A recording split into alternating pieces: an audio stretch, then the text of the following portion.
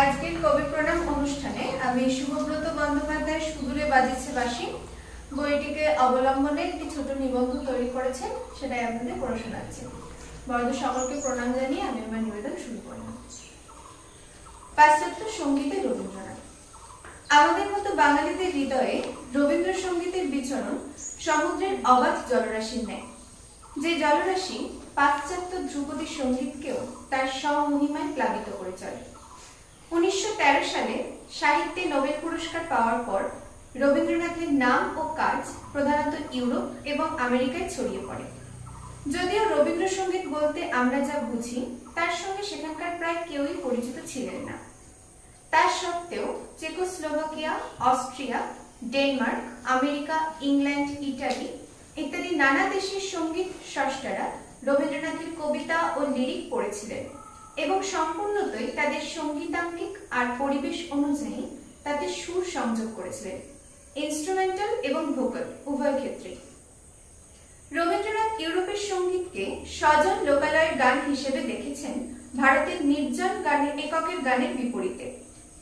রবীন্দ্রনাথের ওই লেখাটি যখন মনে পড়ে, আর নাইরে বেলা নামলো ছায়া ধরণীতে, এখন চলরে ঘাটে কলসখানি ভরে নিতে, সেই সঙ্গে ভাসতে থাকে জন অলডেন কার্পেন্টারের জি শার্প মাইনারে বাঁধা শান্ত ধীর লয়ে চলতে থাকা a song for a medium voice with piano accompaniment কম্পোজিশনটি, যা অনায়াসে হয়ে ওঠে নির্জন এককের গান, যেখানে মুছে যায় প্রাচ্য পাশ্চাত্যের সমস্ত সীমারেখা, মিশে যায় বীণা আর লুটের সুর।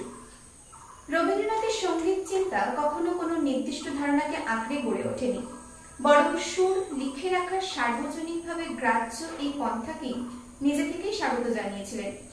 স্কটিশ সমাজতাত্ত্বিক ও নগর পরিকল্পক স্যার প্যাট্রিক গেডেস তার পুত্র আর্থার গেডেস যখন শান্তিনিকেতনে এসে সুরুলে কাজ করার পাশাপাশি বাংলা এবং রবীন্দ্রনাথের গান শিখে সেগুলিকে ইংরেজিতে অনুবাদ করে পাশ্চাত্য সঙ্গীতের রীতি অনুযায়ী স্কোর লিখে রাখতে চেয়েছিলেন, তখন রবীন্দ্রনাথ কোনো আপত্তি করেননি, বরং লিখেছিলেন, I have great pleasure in testifying to the accuracy of my melodies and songs, which Mr. Arthur Geddes has taken down in staff notation. এই প্রসঙ্গে অবশ্য উল্লেখ্য ডাচ সংস্কৃতজ্ঞ ও সঙ্গীতজ্ঞ আর্নল্ড এড্রিয়ান বাকের অবদান, যিনি গভীরভাবে চর্চা করেছিলেন ভারতীয় কৃষ্টি ও সঙ্গীত এবং শান্তিনিকেতনের রবীন্দ্র সান্নিধ্যে এবং দীনেন্দ্রনাথ ঠাকুরের সহায়তায় শিখেছিলেন রবীন্দ্রনাথের গান।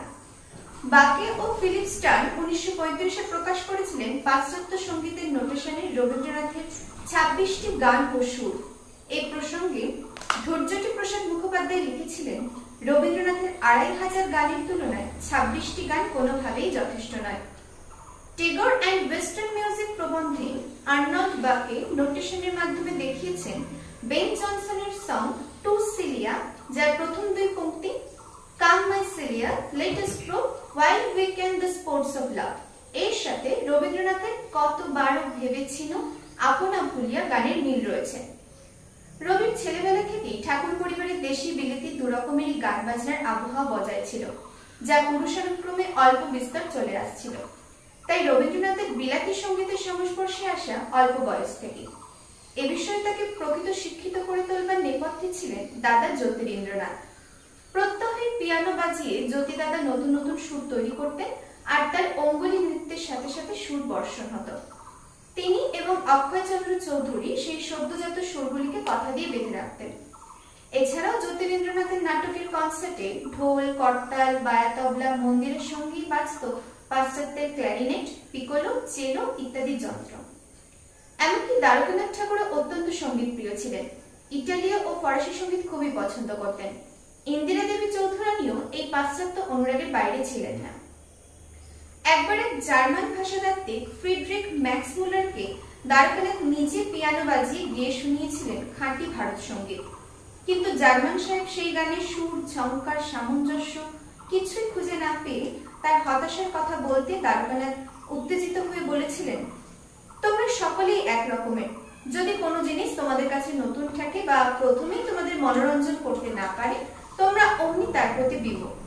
আমরা যেমন তোমাদের সঙ্গীত বিদ্যা, কাব্য দর্শন আলোচনা করি, তোমরাও যদি তাই করতে তাহলে আমাদের দেশের বিদ্যাগুলির মর্ম বুঝতে পারতে এবং দেখতে অজ্ঞাত বিষয়ে তোমরা যা জানো আমরা তার থেকেও আরো অধিক জানতে পেরেছি।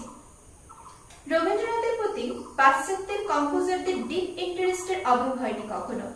লেওস ইয়ানাচেক, উইলহেলম স্টেনহামার, আলেকজান্ডার জেমলিনস্কি, ফ্রাঙ্কো আলফানো, জন অলডেন কার্পেন্টার, রুথ লাং, ফ্রাঙ্ক টিকেলি এবং আরো একাধিক কম্পোজাররা রবীন্দ্রনাথের টেক্সট ব্যবহার করেছেন তাদের সঙ্গীতের বাহন হিসেবে এবং নানাবিধ সঙ্গীত পরীক্ষা নিরীক্ষাকে অক্ষুণ্ণ রেখেছেন রবীন্দ্র চর্চা।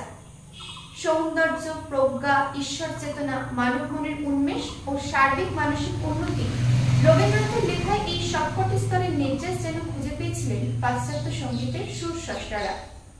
এ প্রসঙ্গে বিশেষ উল্লেখ্য ইংলিশ কম্পোজার জোনাথন হার্ভে, যিনি গীতাঞ্জলির 4টি রচনায় সুর দিয়েছিলেন, তার একটি চিঠিতে জানিয়েছিলেন যে গীতাঞ্জলির ঈশ্বর আকাঙ্ক্ষার স্বচ্ছ ও সংবেদী প্রকাশের ভাবনার সঙ্গে তিনি নিজের চিন্তাকে সহজেই মেলাতে পারেন। এভাবে প্রাচ্য এবং পাশ্চাত্য সংস্কৃতির মাঝে সেতুবন্ধন গড়ে তুলেছিলেন রবীন্দ্রনাথ। স্রষ্টারাও নিজের সত্তায় উপলব্ধি করতে পেরেছিলেন কবির বক্তব্য। জুলিয়া ব্রাউনহার্স্ট তাই নির্দ্বিধায় লিখতে পারেন, I think the influence of Tagore's poems and texts must have been enormous in that era, and it even goes on. When I sang the songs based on his text and poetry, I felt so much emotion by the beauty and wisdom of it. এভাবে স্রষ্টা পারফর্মারদের অন্তরে ছায়া জোগানো ডালপালা মেলে দিয়েছিল রবীন্দ্রনাথের কবিতা। Composer ও সঙ্গীত শিক্ষক মেরি শেলডন রবীন্দ্রনাথের গীতিমাল্য গ্রন্থের 86 সংখ্যক রচনা আজ জ্যোৎস্না রাতে সবাই গেছে বনে এর এডওয়ার্ড টমসন কৃত অনুবাদ they all gone to the woods কবিতাটিকে সুরে বেঁধেছিলেন এবং সেই কম্পোজিশনের সেটি পাঠিয়ে রবীন্দ্রনাথের অনুমতিও চেয়েছিলেন শেলডন। এতে রবীন্দ্রনাথ এবং তার প্রকাশক ম্যাকমিলন কারোর তরফে কোনো আপত্তি ছিল না। সঙ্গীত শিল্পীদের কাছে রবীন্দ্রনাথকে উপলব্ধি করবার শুদ্ধতম পথটি সম্ভবত ছিল এটাই, কবির রচনায় সঙ্গীত স্রষ্টার নিজস্ব আবেগ যুক্তি সাজিয়ে তাদের সুরে প্রকাশ করা। এভাবে পাশ্চাত্য সঙ্গীত বহু স্বর পেয়েছে রবীন্দ্র সান্নিধ্যে। ফ্রাঙ্কো আলফানো বা রুথ লাংয়ের মতো কম্পোজাররা রবীন্দ্রনাথকে আঁকড়ে ধরেছিলেন কেবল সঙ্গীত সর্জনের বাসনায় নয়, আত্মিক যোগাযোগের প্রেরণায়। আলেকজান্ডার জেমলিনস্কির প্রধানতম কাজ হিসেবে এখনো দেখা হয় লিরিক্স সিম্ফনিটি। রবীন্দ্রনাথের পাঠই ছিল যার মূল কাঠামো। সমসাময়িক কম্পোজারদের কাছেও রবীন্দ্রনাথ প্রাসঙ্গিক গুরুত্বপূর্ণ এক ব্যক্তিত্ব। তার শব্দরাজি এখনো গভীরভাবে রণিত হয় সংবেদী বিশ্ববাসীর অন্তরে এবং বিশেষ করে সুরের সংযোগ যে কোনো দূরত্ব অতিক্রম করে দুজন মানুষকে কাছাকাছি নিয়ে আসতে পারে অনায়াসেই। প্রাচ্য প্রতিটি সীমারেখা যেভাবে প্রসারিত হতে হতে মিলেমিশে যায় বৃহতে, তেমনি রবীন্দ্রনাথ ইউরোপ বা আমেরিকায় অচেনা কোনো নাম নয়। প্রকৃত শিল্পী কখনো কোনো ভৌগোলিক গণ্ডিতে আটকে থাকতে পারে না, থাকা সম্ভবও নয়। রবীন্দ্রনাথ ইউরোপীয় সঙ্গীতকে ইন্ডিভিজুয়াল নয়, হিউম্যান হিসেবে দেখেছিলেন, যেখানে বিপুল মানব সমাজের বিচিত্র সুখ দুঃখের ঘাত প্রতিঘাত একটা বিরাট ছন্দে ধ্বনিত হয়। যদিও এ প্রসঙ্গে রবীন্দ্রনাথের অভিমত আটের পায়ের বেড়িটাই তো দোষের। নমস্কার।